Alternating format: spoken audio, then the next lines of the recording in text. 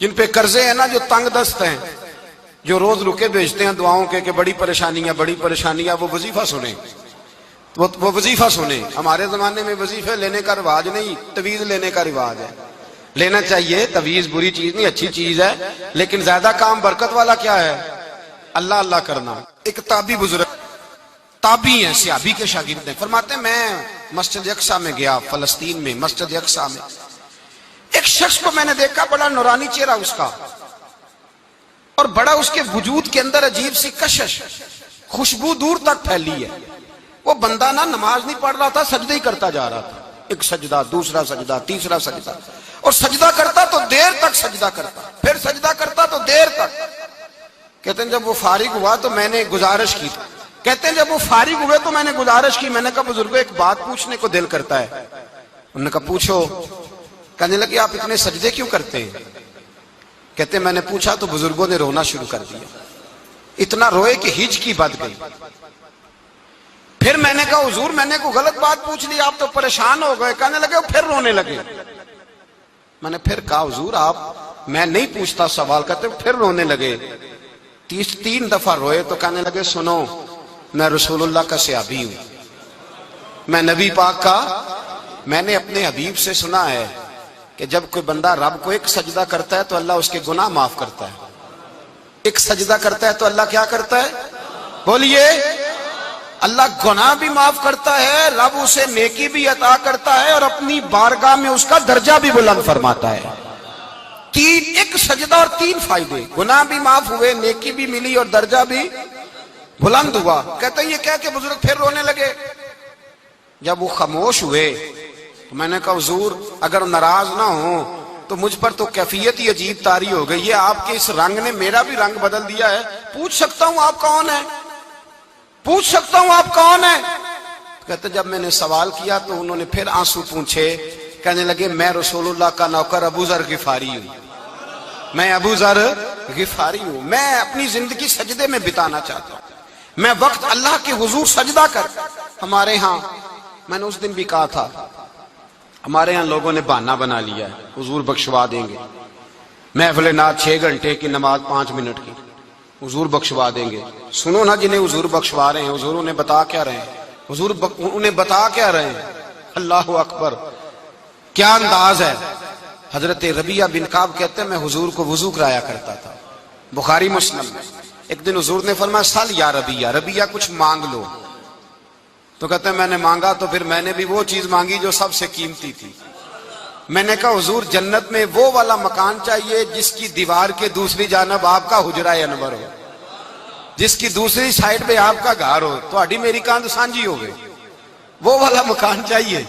تو نبی پاک نے فرمایا جا تجھے دیا، جا تجھے، بولیے جا تجھے، کمال ہو گئی، جا تجھے دیا۔ کون دیتا ہے؟ دینے کو منہ چاہیے، دینے والا ہے سچا ہمارا، میں جا تجھے دیا۔ ایک میری بات یاد رکھنا، حضور کیا فرمایا؟ اپنی زندگی میں سجدے زیادہ کرنا۔ کیا زیادہ کرنا؟ چلو سارے بولے ایک دفعہ، کیا کرا؟ کیا زیادہ کرنے ہیں؟ تو حضور بھی فرماتے ہیں میرا جنت میں پڑوسی وہ ہوگا جو سجدے زیادہ کر کے آئے گا۔ تو میرے بھائی اگر تو سجدہ ہی نہیں کرتا، تو اس لذت سے ہی ناشنا ہے، نماز جلدی کی، باقی سارے کام لیٹ کے، مسجدوں میں بیٹھے ہیں لوگ، خوش گپیاں چل رہی ہیں، بڑی بڑی لمبی، نماز کا وقت ہے تو چھوٹی ہو گئی، فٹافٹ کرو۔ نماز، عبادت، ریاضت، یہ تو بندے کو اللہ کے قریب۔ حضرت عبداللہ بن جعفر، حضرت جعفر طیار کے بیٹے تھے، نبی پاک کی پھوپھی کے بیٹے تھے، حضرت زبیر بن عوام رضی اللہ تعالیٰ، وہ انتقال کر گئے۔ ان کا جب وصال ہوا تو 10 لاکھ دینار کا قرضہ تھا ان پر، اور جو زمین انہوں نے چھوڑی وہ زمین بنجر تھی۔ لو سن لے، جن پر قرضہ چڑھا ہوگا وہ نسخہ بھی سن لے۔ جن پہ قرضے ہیں نا، جو تنگ دست ہیں، جو روز رکے بھیجتے ہیں دعاؤں کے کہ بڑی پریشانیاں، وہ وظیفہ سنیں، وہ وظیفہ سنیں۔ ہمارے زمانے میں وظیفے لینے کا رواج نہیں، تویز لینے کا رواج ہے۔ لینا چاہیے، تویز بری چیز نہیں، اچھی چیز ہے، لیکن زیادہ کام برکت والا کیا ہے؟ اللہ اللہ کرنا۔ کیا کام ہے؟ سجدہ کرنا برکت والا کام ہے۔ حضرت عبداللہ بن جعفر طیار کہتے ہیں میں نے قرضہ لینا تھا زبیر بن عوام سے، وہ وصال کر گئے، میں ان کے بیٹے کے پاس گیا، عبداللہ بن زبیر کے پاس۔ میں نے کہا پیسے لینے تھے، کہا بالکل لینے ہیں، میرے ابا جی مجھے وصیت کر کے گئے، لکھ کے گئے کہ یہ پیسے دینے۔ اور وہ یہ لکھ کے گئے ہیں میں زندگی بھر کوشش کرتا رہا ہوں, ادا نہیں ہو سکے. بیٹا تیری ذمہ داری ہے میرے قرضے ادا کرنا. عبداللہ بن زبیر رضی اللہ تعالیٰ عنہ کہنے لگے میں انشاءاللہ آپ کی رقم دے دوں گا. تو عبداللہ بن جعفر طیار کہنے لگے بھائی ہم دونوں آپس میں ہیں, کوئی شے نہیں چھوڑ کے گئے آپ کے ابا جی, کوئی چیز نہیں. توجہ ہے میری بات پر؟ یہ صحابہ کا ذرا انداز دیکھیے گا بندگی کا, کوئی چیز نہیں چھوڑی. تو حضرت زبیر بن عوام کہنے لگے ایک زمین کا ٹکڑا ہے وہ بھی بنجر ہے, اس میں بھی کوئی کھیتی نہیں اگتی, سبزہ نہیں ہوتا, بنجر ہے, پانی کوئی نہیں, اور وہ اتنی خشک ریتلی زمین ہے کہ بڑا مشکل کام ہے وہاں سیراب کرنا, بے آباد زمین ہے. حضرت سیدنا عبداللہ بن جعفر کہنے لگے تو اس طرح کر, وہ مجھے ساری نہ دے, اس میں سے تھوڑی سی مجھے دے دے, میں 10 لاکھ دینار کے عوض وہی رکھ لیتا, تیرے باپ کا قرضہ ادا ہو گیا, دے تو صحیح. انہوں نے کہا آپ کیا کریں گے, وہ تو کسی کام کی نہیں, چند کوڑیوں کی بھی نہیں, فرمایا مجھے دے دو, میں جانوں اور میرا کام جانے. او بھائی یہ تھے بندگی والے لوگ, یہ تھے جن کا رب سے رشتہ ہے, جنہوں نے حضور کے صلی اللہ علیہ وسلم کے پاس بیٹھ کر بندگی سیکھی تھی. کہتے زمین کا ٹکڑا لے لیا, بنجر بے آباد ریتلی زمین, جب میرے حصے میں آئی پہلے دن اپنے غلام سے کہنے لگے جو جگہ تجھے زیادہ سخت لگتی ہے نا وہاں میرا مصلی بچھا دے, جو تجھے زیادہ بنجر بے آباد لگتی ہے وہاں مصلی بچھا, مصلی بچھا. غلام نے مصلی بچھایا تو عبداللہ بن جعفر نے اللہ اکبر کہہ کے نیت باندھی. یہ حضرت جعفر طیار کے بیٹے ہیں, حضرت علی کے بھتیجے, انہوں نے نیت باندھی, نماز کی, سر سجدے میں رکھا, رونے لگے, کہنے لگے اللہ میں بھی تیرا بندہ اور جس سے لینے تھے وہ بھی تیرا بندہ, خدا بندہ ہمارے درمیان مہربانی فرما, کرم نوازی کر, رحمت کا فیصلہ فرما. اتنا روئے کہ مصلی بھیگ گیا. کہتے اتنا تڑپ رہے تھے کہ صحابہ اکٹھے ہو گئے ان کے گرد, مصلی بھیگ گیا. جب بھیگا ہوا مصلی نماز مکمل کر کے اٹھایا نا, کہتے مصلی اٹھایا تو نیچے سے اللہ نے پانی کا چشمہ جاری فرما دیا, اللہ نے پانی کا چشمہ جاری کر دیا. فرمایا بناؤ حوض, کرو کھیتیاں سیراب. فرماتے ہیں جہاں ایک درخت نہیں اگتا تھا اللہ نے پورا باغ اگا دیا, جہاں ایک پھل نہیں ہوتا تھا وہاں عالی شان پھل لگ گئے, قرضے بھی ادا ہوئے. حضرت زبیر بن عوام کے بچوں کے پاس مال دولت بھی بچ گیا. لوگ جب کہتے ہیں یہ ساری کس چیز کی برکت ہے, اور فرماتے یہ ساری سجدوں کی برکت ہے, یہ رب کی بندگی کی برکت ہے. جی اس کی بارگاہ میں نماز پڑھنے کی مسلمان توجہ نہیں کرتا, توجہ نہیں. جاگ رہے ہیں آپ حضرات؟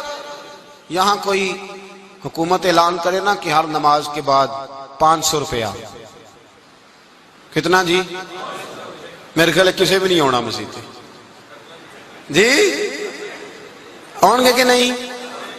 نہیں تھوڑے جے بول دے ہو, جڑے نہیں بول دے ہونا تو بالکل ہی نہیں نہ ہونا, ہونا پکا پتہ لگ. اور خدا کے بندو بات سمجھو, رب فرماتا ہے تو مسجد آدھا میں تجھے برکت عطا کروں گا. کئی جگہ مسائل نہیں بنا دیے گئے, وہ چھوڑو دیے تو نفل ہے, چھوڑو دیے تو غیر معقدہ ہے. اعلیٰ حضرت فاضل بریلوی فرماتے ہیں جو نفل چھوڑتا ہے نا ایک وقت آتا ہے سنت کے ترک کرنا شروع کر دیتا ہے, اور تارک سنت ایک وقت آتا ہے کہ واجبات کو چھوڑتا ہے. چونکہ وہ سیلاب اچانک نہیں آیا کرتے, پہلے چھوٹا سا سوراخ ہوتا ہے, دریا کے کنارے چھوٹا سوراخ ہوتا ہے, بند نہ کیا جائے تو بڑا ہو جاتا ہے, پھر اور بڑا ہو جاتا ہے, پھر وہ سیلاب بن جاتا ہے.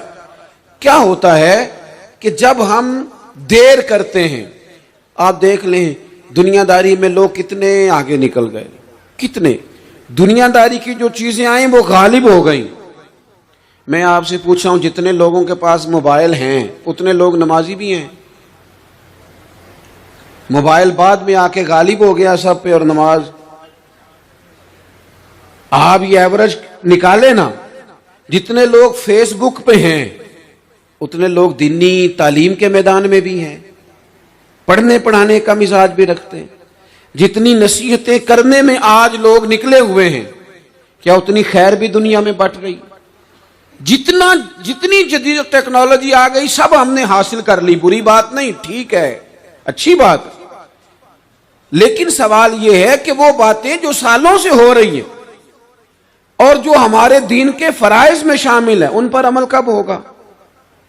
اور یہ بہت سارے لوگ ہیں نا دعوت دیتے ہیں کہ آپ تشریف لائیں, اس جگہ پہ آ کے کچھ بات کریں تو میں دوستوں سے کہتا ہوں تقریریں تو اب بڑی سن لی لوگوں نے، تو زمانہ ہو گیا تقریریں کرتے سنتے، سوال تو یہ ہے کہ جو سنا ہے اس پر عمل کس دن کرنا ہے، وہ پہلا قدم جو عمل کا ہے وہ کس دن اٹھانا ہے۔ یہ کوئی گورکھ دھندا تو نہیں ہے نا کہ نشستن گفتن برخاستن۔ دیکھیں نا قرآن مجید کی آیات نازل ہوتی تھی، صحابہ دوڑ پڑتے تھے عمل کرنے کے لیے۔ لن تنالوا البر حتى تنفقوا مما تحبون، تم بھلائی کو نہیں پہنچو گے جب تک اپنی پیاری چیز خرچ نہ کرو۔ تو یہ آیت ہم نے بھی سنی ہوئی ہے، میں آپ سے ہاتھ نہیں اٹھواتا، آپ خود اپنے آپ سے پوچھیں، میں اپنے آپ سے پوچھتا ہوں کب پیاری چیز لا کے خرچ کیا ہم نے اللہ کے راستے میں۔ لیکن جب نازل ہوئی تھی عبداللہ ابن عمر کو گھوڑا پیارا تھا، انہوں نے فوراً لا کے پیش کر دیا تھا۔ حضرت ابو طلحہ انصاری کو باغ پیارا تھا، انہوں نے فوراً لا کے حضور کی بارگاہ میں پیش کر دیا تھا۔ ہم کب یہ کام کریں گے؟ ہم سن رہے ہیں، ہمیں آتی ہے، ہم آگے بڑھا رہے ہیں، لیکن جلدی سے صحابہ کا یہ مزاج تھا کہ جیسے ہی ان تک خیر پہنچی انہوں نے عمل کر کے دکھایا، جیسے نصیحت ملی اس نصیحت پر وہ عامل ہو گئے۔ امام جعفر صادق رضی اللہ تعالیٰ عنہ سے ایک شخص نے پوچھا حضور میں دین کی خدمت کرنا چاہتا ہوں، تبلیغ کرنا چاہتا ہوں، کوئی طریقہ بتائیں۔ بہت سارے لوگ ہیں آج کل جو یہ چاہتے ہیں، کہا جناب مجھے نہ کوئی آپ نسخہ بتائیں، کوئی سلیقہ بتائیں، میں دین کا کام کرنا چاہتا ہوں، دعوت خیر دینا چاہتا ہوں، کوئی طریقہ بتائیں۔ تو سیدنا امام جعفر صادق رضی اللہ تعالیٰ عنہ فرمانے لگے آسان طریقہ ہے، اور بغیر کسی فلسفے کے، بغیر کسی الجھی ہوئی گتھی کے سلجھی ہوئی بات ہے، بالکل طے۔ تو دین کی تبلیغ کرنا چاہتا ہے؟ اس نے کہا ہاں۔ تو فرمانے لگے بڑا آسان نسخہ ہے، اگر تو دین پھیلانا چاہتا ہے، تبلیغ کرنا چاہتا ہے، تو تو دین پر عمل کرنا شروع کر دے۔ عمل کے بڑے اثرات ہوتے ہیں۔ عمل، حضرت باجید بستامی فرمایا کرتے تھے جس نے ہماری خاموشی سے کچھ نہیں سیکھا وہ ہماری تقریر سے کیا سیکھے گا۔ یہ جو عمل ہوتا ہے یہ اتنی بڑی خاموش تبلیغ ہے، اتنی بڑی۔ امام جعفر صادق فرمانے لگے تو عمل کر، وہ تیرا عمل کرنا۔ آپ پڑھیں گھر میں نماز، آپ کے بچوں کو شوق ہو جائے گا۔ آپ کھولیں گھر میں قرآن مجید، آپ کے بچوں کا دل لگ جائے گا۔ آپ بیٹھے تسبیح لے کے کہ آج میں نے آدھا گھنٹہ محبوب کی بارگاہ میں درود و سلام عرض کرنا ہے، بچوں کی طبیعت لگ جائے گی۔ عمل جو ہوتا ہے اس کا فیض بٹتا ہے، نیکی میں آگے بڑھنے کی جدوجہد، کوشش کرنا کہ میں ذرا خیر کے کام میں آگے نکلوں۔ کیا کہا حضرت عمر نے؟ کبھی ہم سنتے ہیں باتیں، کبھی اس کی گہرائی میں اترو نا۔ سیدنا فاروق اعظم فرماتے میری ساری عمر دوڑ لگی رہی کہ میں ابو بکر صدیق سے نیکیوں میں آگے نکل جاؤں۔ ساری زندگی میری دوڑ رہی، جد و جہد رہی کہ میں ابو بکر صدیق سے آگے۔ 2.5% زکوٰۃ ہے، عمر کہتے ہیں میں 50% لے کے آیا تھا، لیکن میں 50% پہ پہنچا تھا تو ابو بکر 100% پہ پہنچ گئے تھے، وہ سارا ہی لے آئے تھے۔ میری دوڑ رہی، یہاں بھی دوڑ ہے، میری عزت کرو، میرے آنے پہ کھڑے ہو جاؤ، معاذ اللہ میرا اکرام کرو، میں فلاں صاحب ہوتا ہوں، قبیلے میں، برادری میں، سوسائٹی میں، سماج میں یہ نام رکھتا ہوں، میں فلاں سیاسی، سماجی، فلائی، رفائی تعارف رکھتا ہوں، میرا فلاں معاملہ ہے۔ یہ اس مزاج میں دوڑ لگ گئی، اس طبیعت کی دوڑ لگ گئی، مجھے بھی مانا جائے، مجھے بھی گنا جائے، مجھے بھی شمار کیا جائے، میرا بھی نام ہو جائے، مجھے بھی اگلوں میں رکھا جائے، قرب والوں میں میرا بھی تذکرہ کیا جائے۔ جو دوڑ ہمیں بتائی اور سکھائی گئی تھی اس دوڑ میں ہم شریک کیوں نہیں ہوتے؟ اس میں آگے کیوں نہیں نکلتے؟ وہ جو ہمیں فرمایا گیا تھا کہ تمہیں پتہ چل جائے پہلی صف کا ثواب کتنا ہے تو تم قرآن اندازی کرو۔ تو یہ قرآن اندازی کس دن ہونی ہے؟ یہ والی قرآن اندازی کس دن ہونی ہے؟ لیکن وہ قرآن اندازیاں تو ہو رہی ہیں عمرے کے ٹکٹ کی، اتنے عمرے کے ٹکٹ، اتنے عمرے کے، اچھی بات ہے، اس کی بھی کوئی مخالفت نہیں، لیکن جو کام جس میں آگے بڑھنا تھا، جس میں جد و جہد کرنی تھی، جس میں دوڑنا تھا، جس میں کاوش کرنی تھی، اس میں تو ہم پیچھے ہیں۔ زندگی اتنی تیزی سے گزر رہی ہے، آپ یقین کریں پیچھے پلٹ کے دیکھتے ہیں تو پتہ ہی نہیں چلتا کتنے سال بیت گئے۔ بھی ایسے لگتا ہے کل ہی تو ابھی داخل کرایا تھا گھر والوں نے اسکول میں. ابھی اگلے دن کی بات ہے، دارالعلوم میں داخل ہوئے تھے اور اتنے سال بیت گئے، اتنا وقت گزر گیا. ہم عجیب مزاج کے لوگ ہیں، یہ چاہتے ہیں کہ ہمارے بچے بڑے ہو جائیں، یہ نہیں چاہتے کہ ہم بوڑھے ہو جائیں.